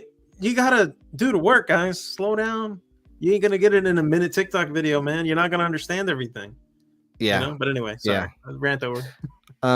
Back to Co-op Company real quick. This question came in. Are you going to do any co-op games on other consoles, like older consoles, 360, PS3? PS2? We are not going to. However, if you want to see those, Classic Co-op. Type Classic Co-op into YouTube. They've got about 8,000 subscribers. They're good friends of ours, and they talk about all of these old couch co-op games. Now, Xbox 360, PS3, those aren't super old, but they probably have some videos about that stuff. I think, like, for the past year, they've been going through like 1 year at a time, making videos about all of the best co-op games from this year or something like that. So go check out Classic Co-op if you're interested in some slightly older co-op games. We cover new ones because that's what we enjoy, and it's also what does well on YouTube. So okay, that's cool. But obviously classic ones do well as well. They've got 8,000 subscribers over there talking about a lot of classic stuff. So yeah, wanted to let's see, share just your channel real quick, and so we can just take a look at it. But there it is if you're looking for it. A lot of good stuff over there. What are you hoping the next let's say the next couple of years might bring your way? Do you see yourself doing this for the long haul? Is it something you hope could be like even full-time one day, or is it just a side hobby for you guys, or what are you hoping to accomplish? Absolutely, I would love to make this full-time. I'd love to get some other people on the channel reviewing games, some other couples. Back before Classic Co-op was growing very long, we'd had a conversation about bringing them over to make content on our channel. So I'd love to make it a company where we can have other people talking about co-op games, so you can get opinions about other people from other people. Like, I can't stand JRPGs. I want to get somebody on here who can review all of the JRPG couch co-op games for me. Because, I could go and review a couch co-op JRPG, but I can't tell you if it's a good JRPG. I don't know. I can't stand the games. So, I'd love to get to that point where we can hire other people. I'd love to make it full time. Right now, my wife's a school teacher. So she works full time. I stay at home and watch our 3-year-old and work on YouTube. And then whenever she's not teaching, I go to work in construction. I own my own construction business that I do work in, just to pay the bills. But I'd love for YouTube to become something full time, where we're helping couples around the world. talk about couch co-op games for everybody. You know, anybody can play them, anybody can enjoy them, whether it's you're playing with your daughter or your son, or you're just playing as a family. But the specific focus of our channel is to bring couples closer together. That's our goal. Like I said, I was making Let's Play videos. I have a side channel where I make Minecraft Let's Plays because that's what I always wanted to do. But I feel a purpose in the co-op company channel. Whereas the other ones, they're fun. They're for me, right? If I'm making a Let's Play of Minecraft, that's for me. I'm not particularly helping anybody a lot. Yeah. You know, I'm, you know, making some people happy, giving them content to watch. But the co-op channel is all about helping couples strengthen their relationship and grow closer together. Yeah. And that's what I want to keep doing. And if I can do it full time, that's fantastic. I mean, we just launched our memberships to hopefully, you know, get a little bit more income streaming in to help us. We'd love to do this full time if that was ever to be a possibility. Well, I love that purpose. Nerd Cave likes it too. He says you're crushing it for sure, and I agree. And this is why I wanted to have you on, man, because I just, you know, as we watch our society, the devaluing of family and marriage and relationships just continues to almost crumble around us. The fact that you are doing something to help bring people together, specifically couples and people who are married, through gaming. I mean, gosh, you're just taking something that you love to do and you've turned it into a purpose to help other people, and I love that. And so I am really thankful that you could be on and just share that with us tonight. And so yeah, appreciate that, man. Yeah, very cool, man. Disney said there's a clear view in the channel, and that's true. Nerd Cave, the nuclear family is so important, and I agree. I love playing games, obviously, and I love playing games with my kids. And sometimes I can get my wife to play. She's not too much of a gamer, but we have definitely probably our claim to fame is that we 100%ed Donkey Kong Country Tropical Freeze, which, if you've ever played, is an extremely difficult 2D platformer. But we collected every single thing in the game and 100%ed it, and had a lot of fun doing that. Bragging rights. Yeah. So anyway, I tried to play that one with Carly, but she had it before we got married. She'd played it before. Was good at it. I'm not good at 2D platformers. She left me behind so fast. So yeah, I got frustrated in that one, left that one behind. It's a hard game. It's a really hard game. No, I was going to tell you, Ryrie, to further motivate the idea for you. Me and my wife, when we were going through a couples therapy, we started playing It Takes Two together.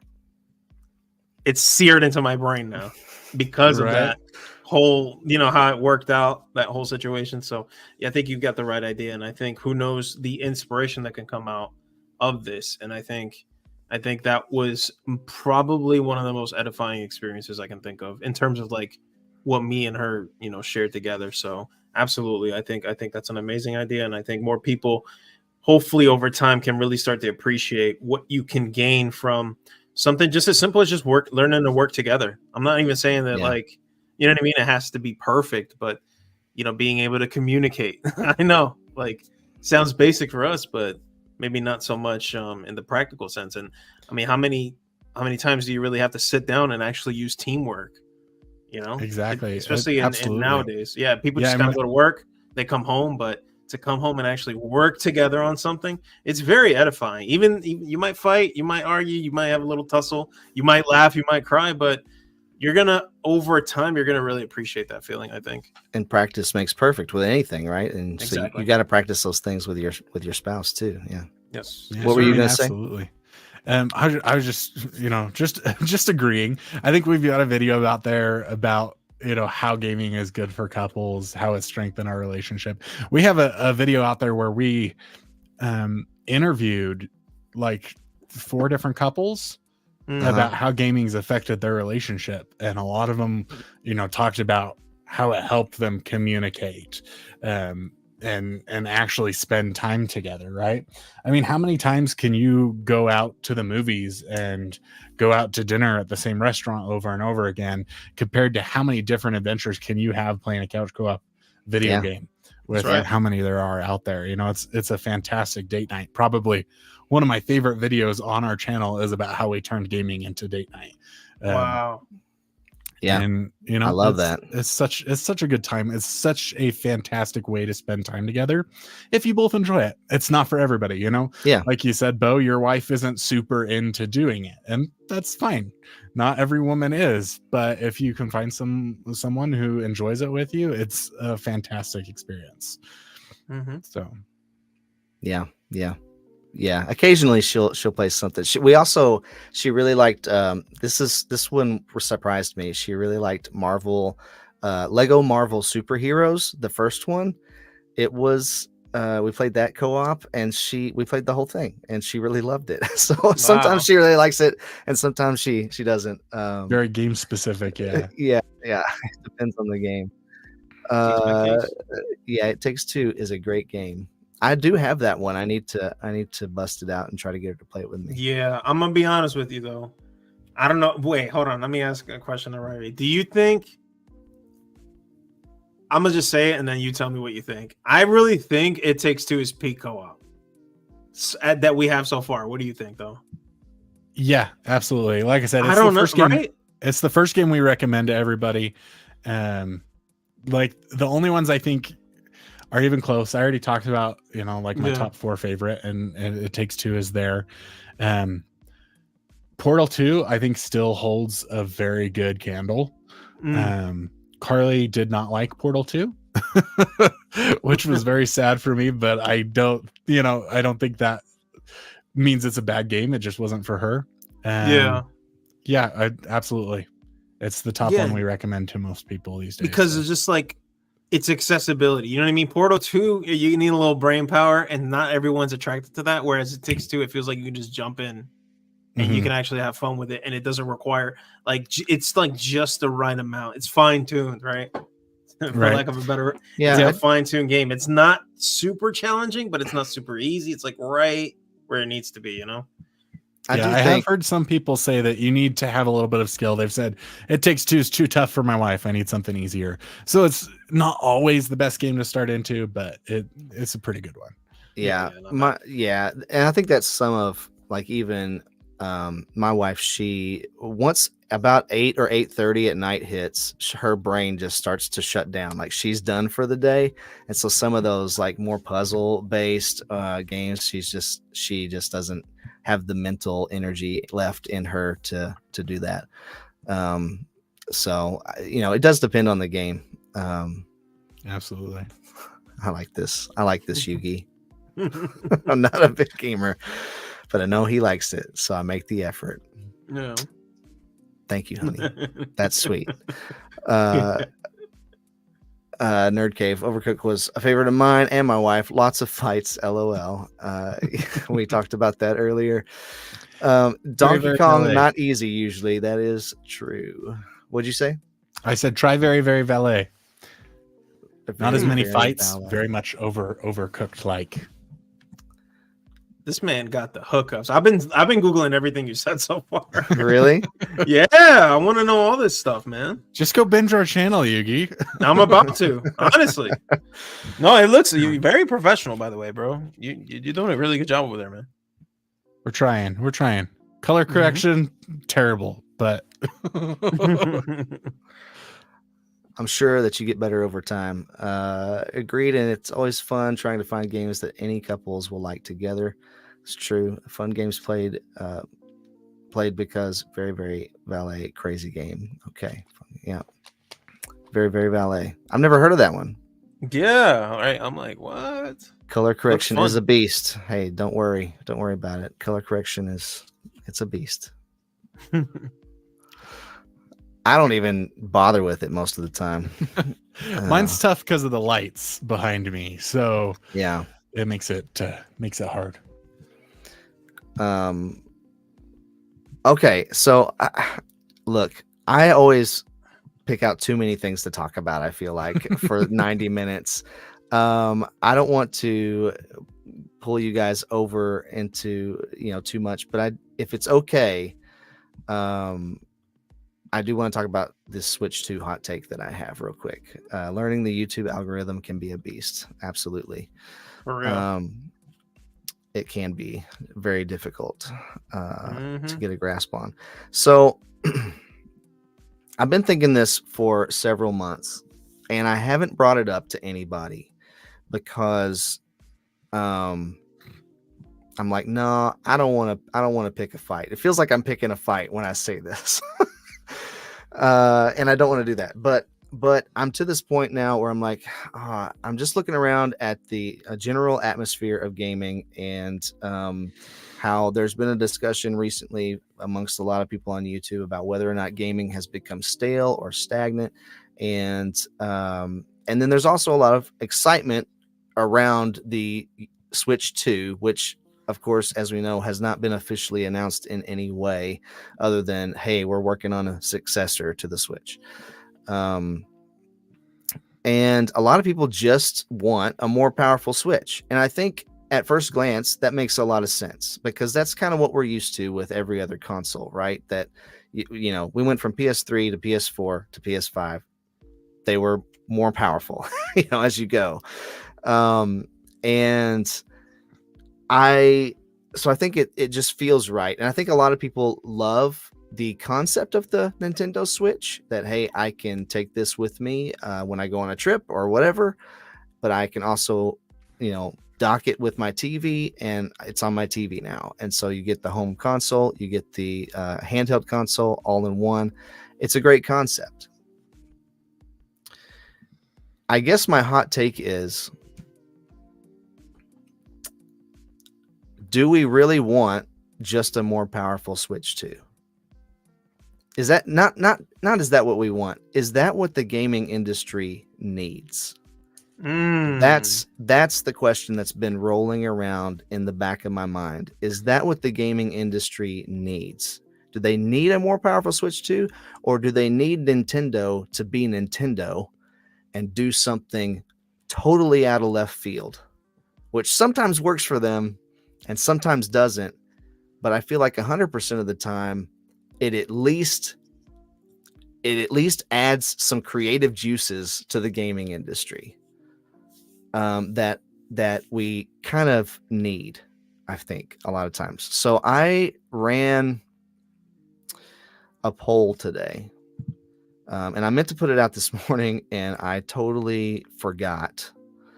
So I put it out about 5 o'clock today, which is not a great time to start a poll when everybody's leaving work and going home for dinner. But if I could just share this real quick, because it did get a few votes. Who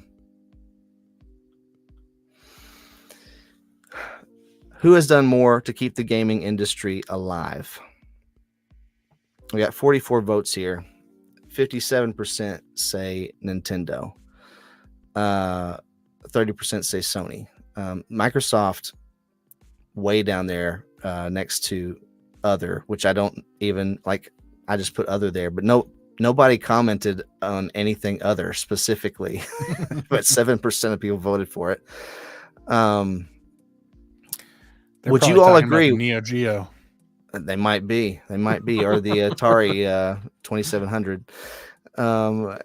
What do you guys agree with this, or what would you say? Well, how would you vote, I guess, is the real question.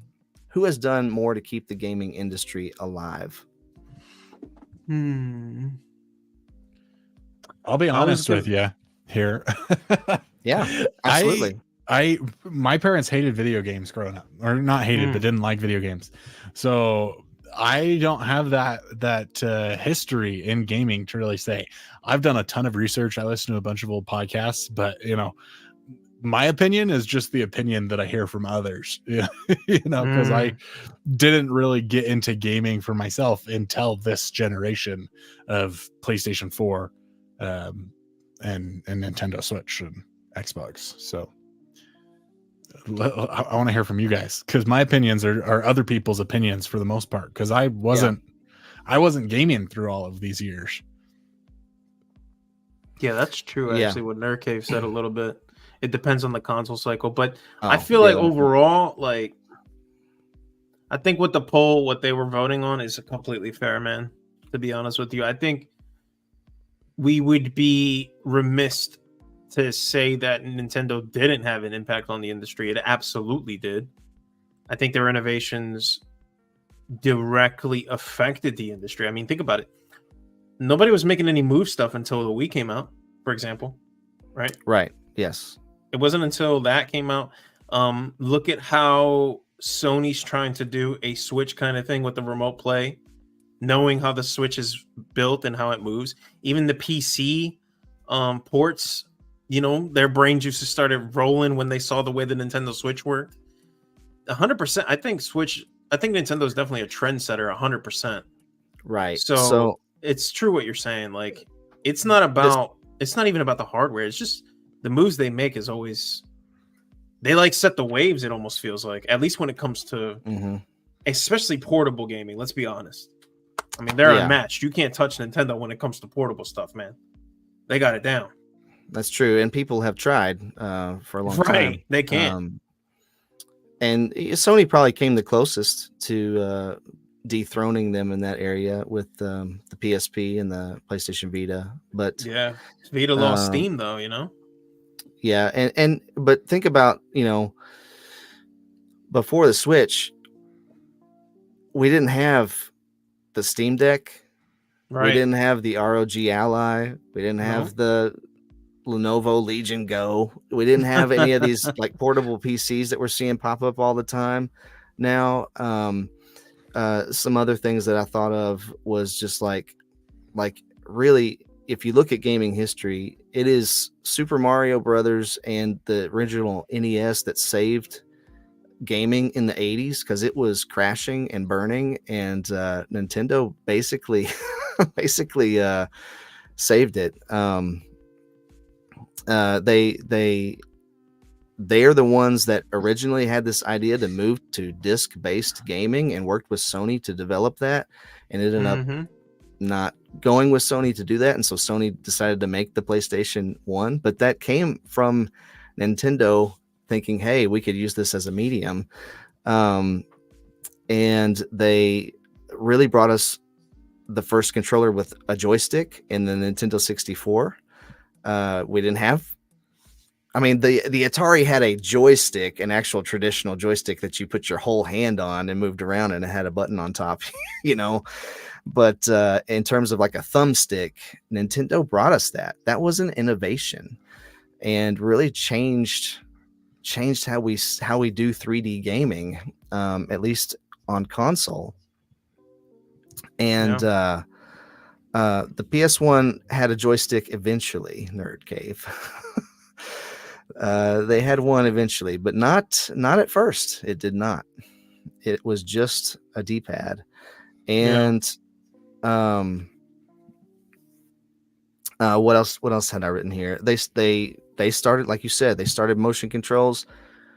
There was no PlayStation Move, there was no Xbox Connect until Nintendo made the Wii. And then you know, they showed us how the home console could be like an on-the-go console too. And so there's just been kind of thing after thing where Nintendo has innovated and changed and done something really weird that everybody thought was weird. I mean, I remember the first time I saw a Wii remote on the internet. I was like, what in the world is that? This is such a bad idea, Nintendo. And then they sold 130 million consoles or whatever, you know, whatever it was.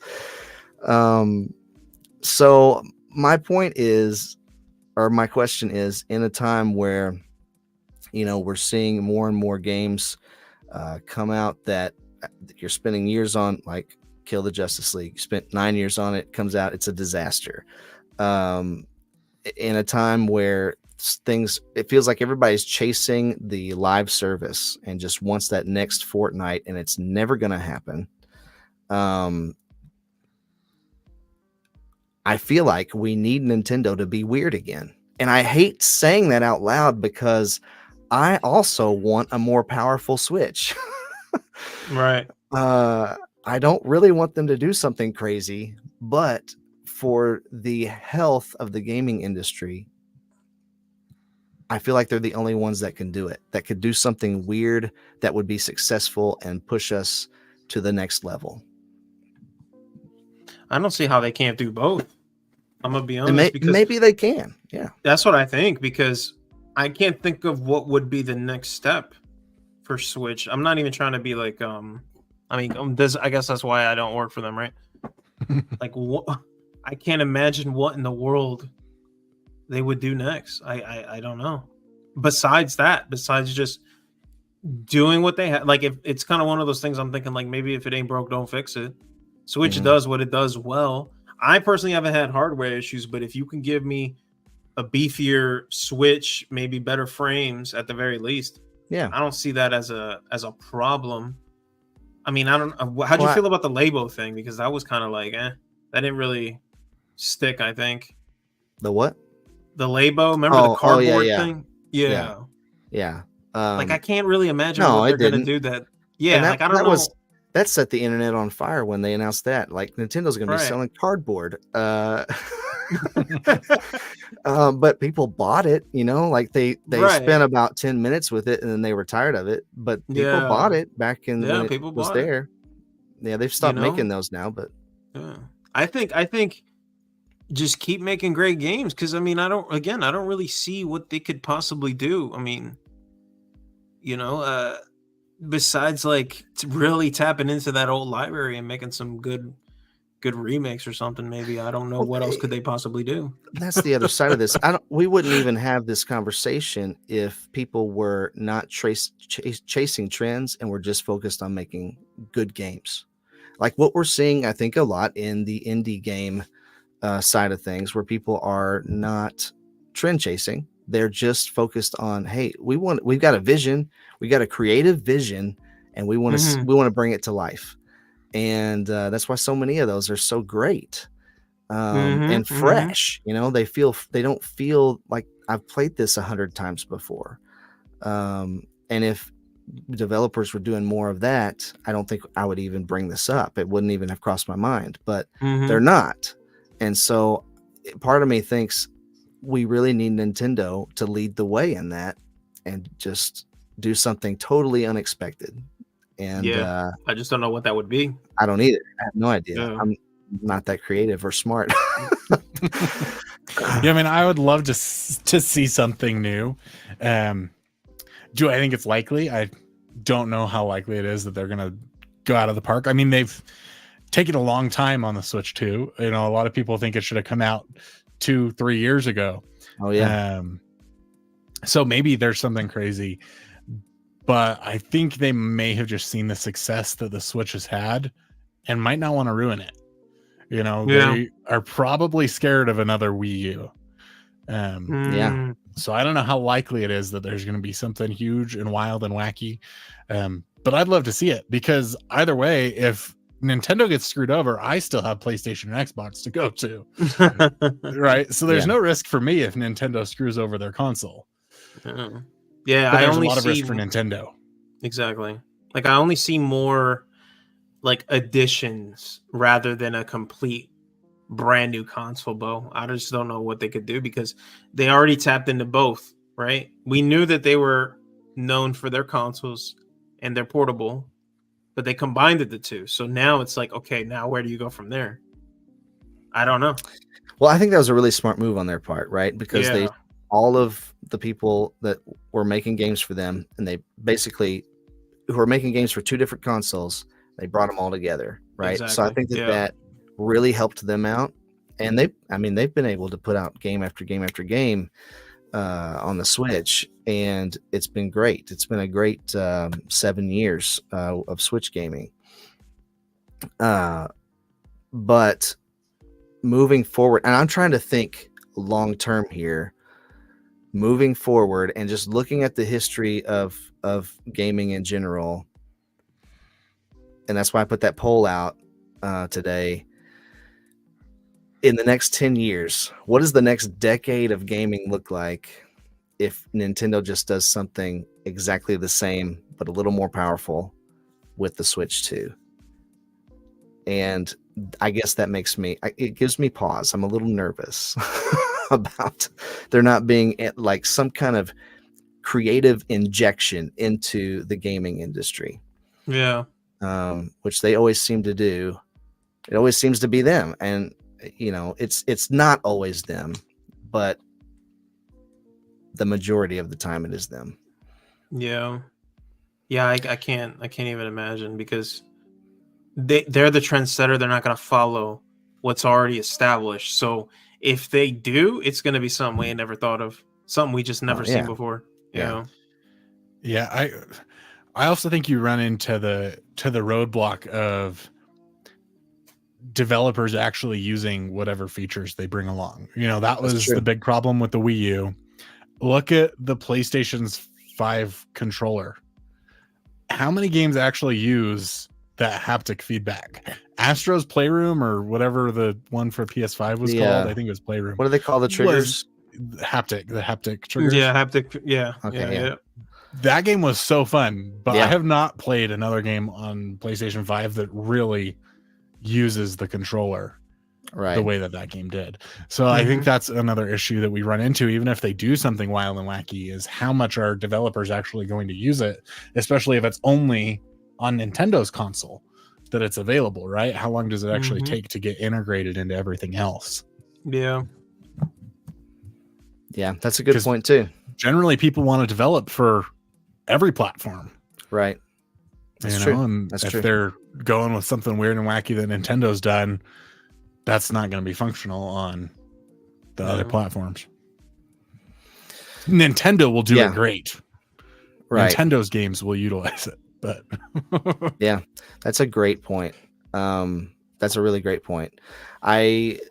So yeah, the Wii U, for as much of a failure as it was, there were some third parties that did try to use that second screen.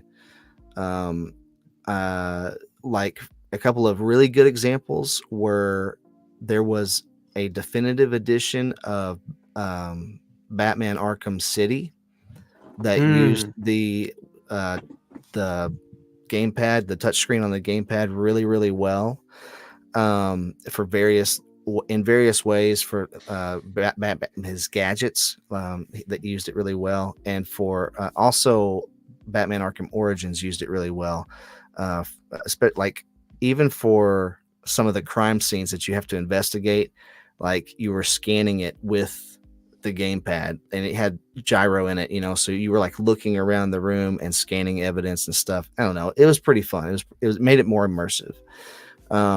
And another one would be Splinter Cell. Blacklist was a really good one that utilized it really well. You used your gadgets through the gamepad. So there were some things that they did where third parties did do it right and did it well. And so I don't have like 0% hope that they could utilize something that would be weird.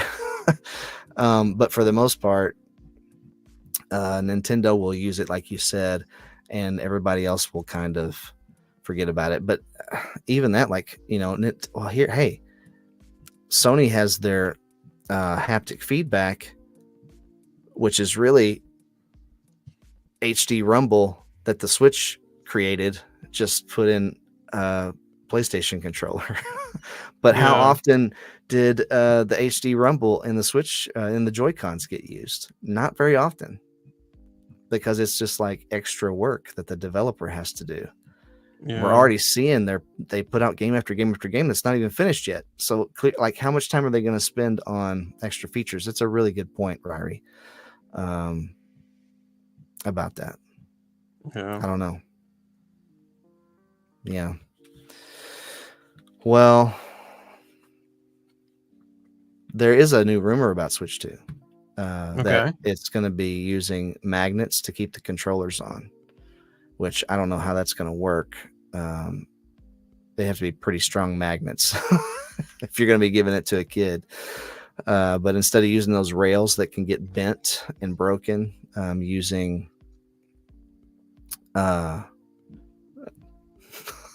something fell. Instead of using rails that get bent and broken, using magnets to connect the Joy-Con to the console. But I don't know. But if they're going to go that route, they've probably tested it and figured out a way to do it where it's okay. But that's not necessarily very innovative. It's just the newest rumor. I think the rumors right now that have been consistent are it has an 8-inch screen, an 8-inch 1080p screen, which I don't know if I believe or not, and can run some things in 4K. It's supposed to be basically like a PlayStation 4 or maybe a PlayStation 4 Pro is the rumor in terms of power. We'll see. Hopefully, eventually. Yeah. This year, hopefully. We'll learn about it this year. Hopefully. Yeah. I think they're gonna be fine, honestly, man. You know what I mean? They're gonna keep making great games. They got a bunch of movies that are gonna be coming out. I don't think they're worried about anything much. You know what I mean? Like, they got theme parks. They got theme parks coming out. Yeah. I'm gonna have to hit one of those up at some point. Yeah, you will. You know you will. Yeah. I don't think they're worried about nothing, man. Fly to Nintendo Land, California. You are? There you go. Yeah. That's awesome. Yeah, my kids both love Mario, and so we got to go at some point. But I don't know when. I'm sure it's expensive, but not cheap. Yeah. Well, let me just look through the comments here, see if I missed anything. Been talking too much and not reading the comments. Also, with VR getting more popular, Quest and PlayStation VR, that there's a lot of innovation in VR, and I do think that maybe not VR, but MR, mixed reality. I think there's a big future there for that in gaming, and it is innovative and it's very cool. VR is cool too. I didn't even tell you guys what I've been playing. Way back in the very beginning. Right? You didn't, because I've been playing VR. I've totally skipped myself. I've been playing a game. You remember, Plants vs. Zombies? Like Absolutely. the original one where they're just coming at you in a line and you have to, it's like a tower defense game. I've been playing one in VR called Toy Monsters, and you have to set up, you earn money as you play, so you can only put out so many things at a time, and it's just a tower defense game, but it's in mixed reality, and these zombies come through one gate and they're trying to get through the doors at the other side, and you got to block them and take them down before they get there. It's pretty cool because you actually pick up your toys. You pick up the toy tank and put it on there, and then it starts firing at the zombies. And you pick up the toy piranha plant and it starts shooting little things at them. And you pick up a toy bomb, and you can actually just like hold the bomb over a zombie and drop it on them, and it'll explode. Or you could set it down on the grass and you can flick the bomb at them and it'll run into them and explode, like you're playing bowling or something on the grass. That sounds pretty cool. Yeah, it's pretty cool. And what else have I been playing? Oh, Immortals of Avium. I'm still trying to get through that game on PlayStation, which is actually way better. Like, it got so many bad reviews last fall because it looks terrible, but it's not. Like, the story is actually really good. I've been really enjoying it. And there was one other thing. Oh, I got for Star Wars Day, I got on sale on the Quest 3. I got Star Wars Tales from the Galaxy's Edge, and it's pretty good. It's all right. It's not as good as Vader Immortal, which was really, really good, but it's pretty good. The one where you get to play as Darth Vader? You don't play as Darth Vader, but he's in the game a lot. The story takes place, I guess, between episode 3 and 4, and Vader he's figured out a way to bring Padme back to life, if you know the Star Wars movies. And you have to figure out how to stop him. And so he does capture you a couple of times, and you have to fight alongside him for a little bit of the game. But in the end, you have to actually fight him for real in a lightsaber duel. And nice. It's pretty awesome. It is pretty awesome. Yeah. Yep. Well, hey, here it is 2 hours later, and it's probably time to say goodbye. So, real quick before we go, Ryrie, will you tell us maybe something you're working on? Give us a sneak peek of something you're working on, and tell us where to find you. Sneak peek. I recorded probably about a week ago. I haven't even started editing it yet because we've got so many reviews. Now, right after this, I'm headed out to play an early access game that we got emailed today. Nice. I don't know if I can say what that is. There might be some sort of terms. Don't worry about it. But about a week ago, I recorded a video about 101 fantastic couch co-op games. So I'm really excited to release that one. There's a merch shirt to come along with it with all 101 games on it. Nice. That one's been in the works for a long time and finally recorded it. So next week or two, it'll be out once I actually get to sit down and see how hard it is to edit. Wow. Yeah. It's a lot of game trailers to pull. That is. Yeah. It's a lot. Wow. So, yeah, you can find us. I think you added me in the description near the bottom. Yeah. It's the Co-op Company on YouTube. And also, if you're in need of a new multiplayer game to play with somebody, we are currently offering some free codes to people that join our membership at the Co-Pro tier. So if you want a game code, obviously it's not free because you got to pay to join our membership, but most of the games cost more than the memberships. Nice. Incentive there, and there's very a couple good that come with that. So very good. Love it. Yugi, what about you, man? Same as always, man. You'll catch me here hanging out with Bo, as always. And as for me getting back on my channel, like I said, I've been a little busy on some personal stuff, but I do plan on coming back either tomorrow or next week, 110%. Getting back into streaming like always. As for videos, I'm still running around ideas, but we'll see what we can do. Like I said, I kind of do this as a hobby, but definitely, you're definitely going to be catching me streaming here again soon. You sparked an idea with me with Immortals Baby. I think it's so hilarious that game's actually good. So that might be something I'll play live for sure. It is shocking. I can't believe. Yeah. Oh man, yeah, it is. Definitely It actually is. Well, yeah, I'm enjoying it anyway. I'd be interested on somebody else's take. Somebody I trust, like you, man. Yeah. I think I might dabble in on that. So it's only so much time in a day. But I think if I can do it tomorrow, I would love to check that out. So that'd be cool. Yeah. Very cool. Very cool. Very cool. I'm working on a first impressions video on this little guy right here right now.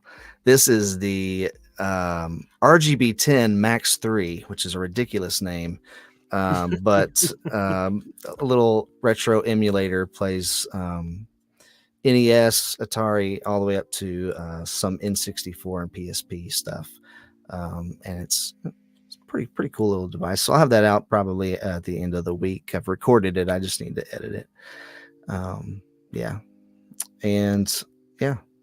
There'll be more stuff to come, I'm sure, from all of us. But thank you everybody for joining us tonight, and thank you guys for being such great guests. Make sure you check out their channels. They are awesome. And hey, stay kind and encouraging out there, and we'll catch you on the flippity flip.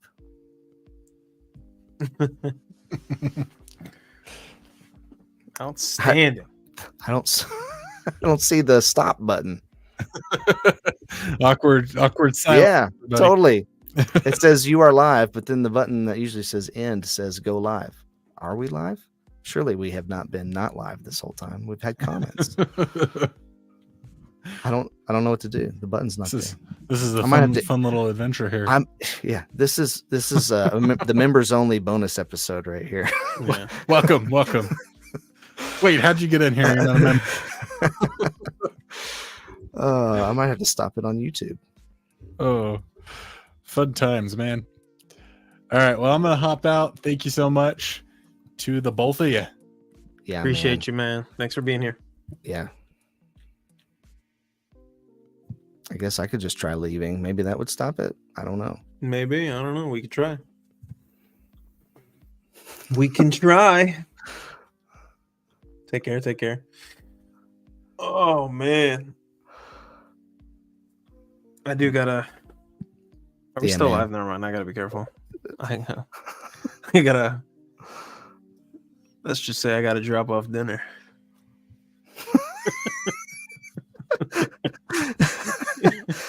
Oh my goodness. Yeah, drop the kids off at the pool.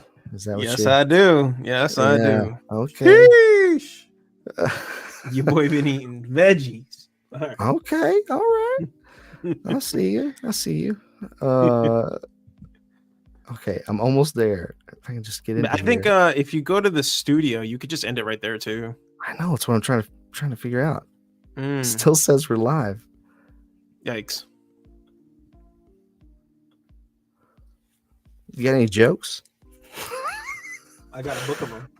Oh my gosh, you do have a book. You pulled that book out before. Who are the cleanest people in the choir? The sopranos. Oh my gosh. Oh, that is amazing. How do I make this stop? I can't figure it out. I don't know. Where do you go in studio? To the stream itself. Okay, I think just found it. Yeah. I just found There it. you Hey, go. thanks for being here. No problem, man. You got one more joke for us? Yeah. Yeah. What do cats like to put into their milk? Mice cubes. Oh my goodness. You don't put ice in milk? Come on. That doesn't even make any sense.